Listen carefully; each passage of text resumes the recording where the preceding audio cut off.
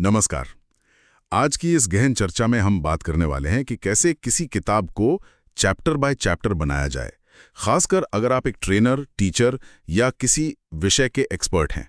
हाँ, और अपनी जानकारी को एक किताब की शक्ल देना चाहते हैं। बिल्कुल। हमारे पास जो स्रोत हैं उनका सबसे बड़ा आइडिया ये है कि किताब लिखना सिर्फ जानकारी देना नहीं है। सही कहा, बल्कि ये पाठक को एक तरह के गाइडेड ट्रांसफॉर्मेशन या कह लीजिए एक निर्देशित बदलाव से गुजारना है। मतलब किताब एक क्लासरूम जैसी है, पढ़ने वाला स्टूडेंट है और आप लेखक एक गाइड हैं। एग्जैक्टली। और ये सोच ही पूरी प्रक्रिया को देखने का नजरिया बदल देती है। एक दिलचस्प बात यह भी है कि अगर कोई पाठ योजना या ट्रेनिंग का खाका बना सकता है, हाँ, तो वो यकीनन एक किताब की संरचना भी कर सकता है। तो चलिए इसी पर और बात करते हैं। बिल्कुल।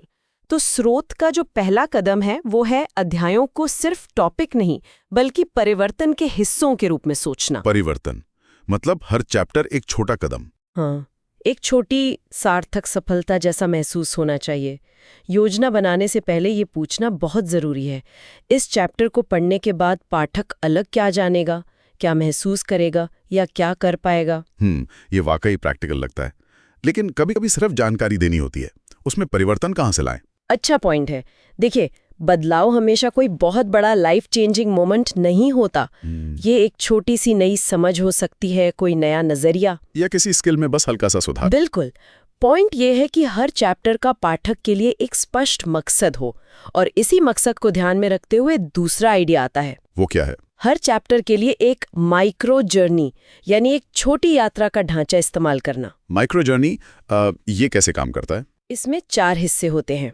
पहला, एक हुक, मतलब कोई सवाल या कोई ऐसी बात जिससे पाठक फौरन कनेक्ट कर जाए। अच्छा, जैसे ध्यान खींचना। हाँ। दूसरा, संदर्भ, यानी ये चैप्टर क्यों जरूरी है, अभी क्यों पढ़ना चाहिए। तीसरा, सबक, यहाँ आप असल जानकारी, कहानी या कोई तरीका बताते हैं। ठीक है। और चौथा? और चौथा है चिंतन, यानी कि मुख्य सीख क्या थी या फिर पाठक अब कौन सा छोटा सा कदम उठा सकता है।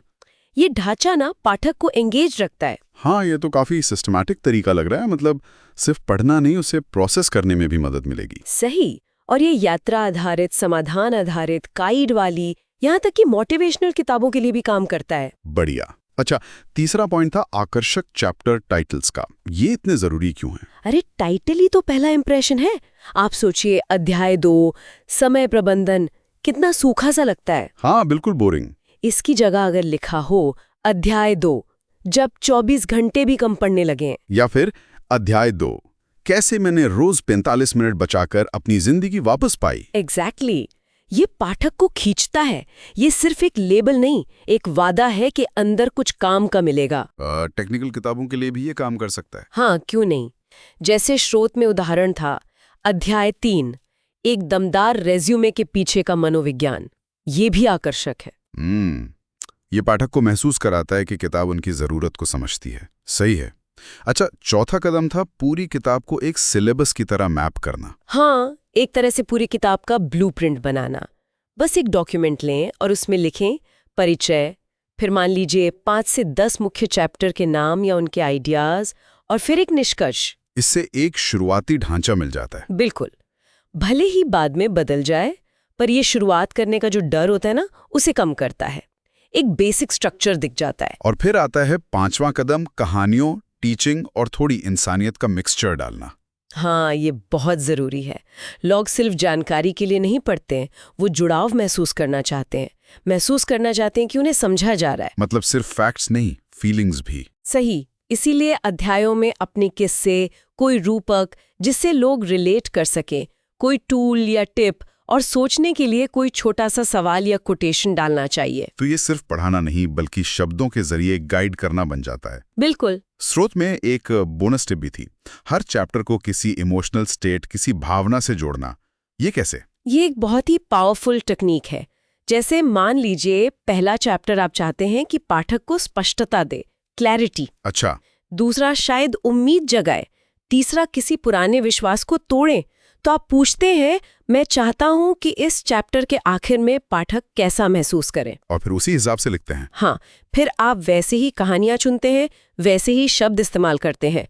इससे किताब सिर्फ दिमागी तौर पर नहीं, भावनात्मक तौर पर भी यादगार बन जाती है। तो कुल मिलाकर बात यह है कि अगर हम चैप्टर्स को छोटे छोटे बदलावों के पड़ाव की तरह देखें, एक एंगेजिंग स्ट्रक्चर जैसे वो माइक्रो जर्नी फॉलो करें, दिलचस्प टाइटल रखें, हाँ, और उसमें अपनी असलियत, अपनी कहानियां डालें, तो किताब लिखना उतना भी मुश्किल नहीं है और वो किसी बोरिंग टेक्स्ट बुक जैसी नहीं लगेगी। सही कहा, ये ज्यादा असरदार तरीका है। बिल्कुल। और अंत में सोचने के लिए एक बात छोड़ जाते हैं। अगर हर चैप्टर को सिर्फ जानकारी का एक हिस्सा न मानकर पाठक की भावनात्मक यात्रा का एक पड़ाव माना जाए, तो ये लेखक की अपनी सोच को और पाठक के अनुभव को कितना गहरा बना सकता है। ये सिर्फ सिखाना नहीं रह जाता, ये महसूस कराना बन जाता है। बहुत खूब। और स्रोत पाठक के लिए एक एक्शन स्टेप भी सुझाता है, बस अपने चैप्टर्स के कुछ वर्किंग टाइटल्स लिखना शुरू करें। हाँ, परफेक्ट होने का इंतजार न करें, बस शुरुआत करना जरूरी है। चलिए, इसी विचार के साथ आज की चर्चा समाप्त करते हैं।